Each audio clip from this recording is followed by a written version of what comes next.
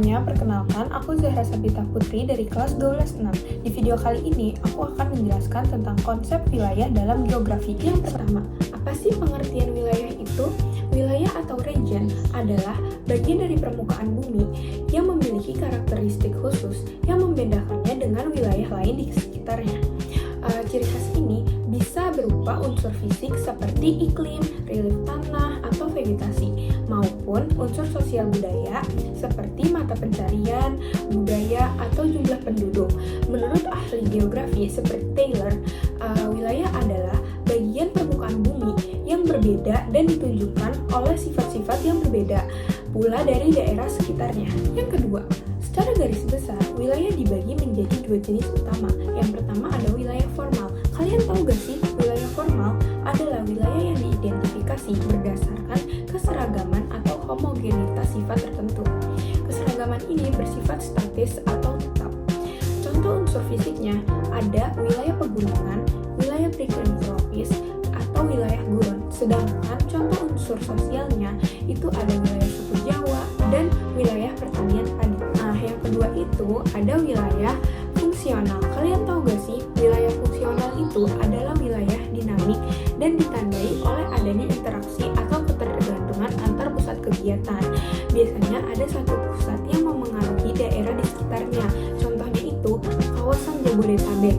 Jakarta bertindak sebagai pusat kegiatan ekonomi dan pemerintahan, sedangkan daerah sekitarnya seperti Bogor, Depok, Tangerang, Bekasi itu berinteraksi aktif mendukung pusat melalui arus pekerja, barang, dan transportasi. Nah, yang ketiga, suatu area dapat dikatakan sebagai wilayah jika memenuhi tiga unsur utama. Yang pertama, memiliki batas, baik batas alam seperti sungai atau pegunungan maupun batas buatan atau administratif seperti batas provinsi. Nah, yang kedua itu memiliki lokasi, terletak di koordinat geografis tertentu di permukaan bumi. Yang ketiga, memiliki karakteristik khas, ada ciri unik yang membedakannya dari wilayah luar. Karena permukaan bumi itu sangat luas dan jenis wilayahnya berbeda-beda, timbullah pertanyaan, gimana sih cara kita mengelompokkan wilayah-wilayah ini? Dari sini muncul yang namanya proses perwilayahan atau regionalisasi. Jadi, kalian harus tahu, perwilayahan itu adalah usaha untuk membagi-bagi permukaan bumi menjadi beberapa wilayah berdasarkan kriteria tertentu. Perwilayahan ini penting banget buat suatu negara dengan tiga tujuan utama. Yang pertama, meredam ketimpangan, itu agar tahu daerah mana yang sudah maju dan daerah mana yang masih tertinggal.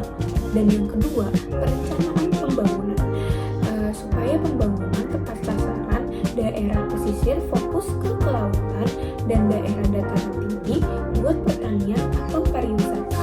Dan yang ketiga itu memudahkan koordinasi supaya tahu kelola pemerintahan jadi lebih teratur. Dalam proses perwilayahan ada yang dinamakan pusat pertumbuhan atau growth center. Ini adalah wilayah yang perkembangannya sangat pesat dan bisa menularkan dampak positif ke daerah sekitarnya. Contohnya kota besar seperti Jakarta, Surabaya, dan Medan.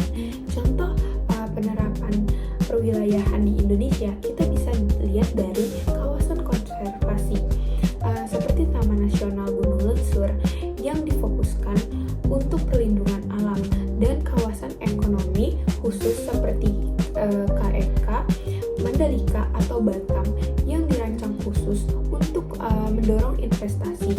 Tanpa adanya perwilayahan yang jelas, penataan ruang bakal berantakan dan memicu masalah seperti alih fungsi lahan, ilegal, terus banjir, dan ketimpangan ekonomi.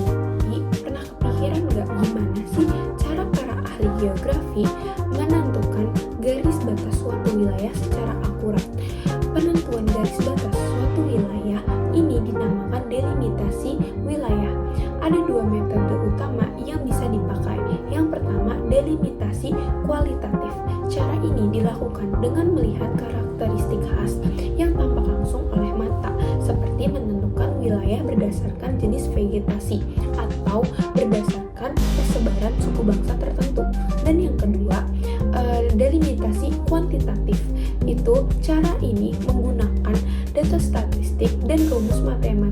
geografi. Contohnya, menggunakan model gravitasi atau teori titik henti untuk mengukur jangkauan pengaruh dari pusat kota. Dengan metode ini, pemerintah bisa tahu persis kayak di mana batas ideal untuk membangun fasilitas umum seperti rumah sakit, sekolah, atau pasar agar bisa dijangkau dengan adil oleh warga sekitar. Sekian video penjelasan dari aku, kurang lebihnya aku mohon maaf. Wassalamualaikum warahmatullahi wabarakatuh.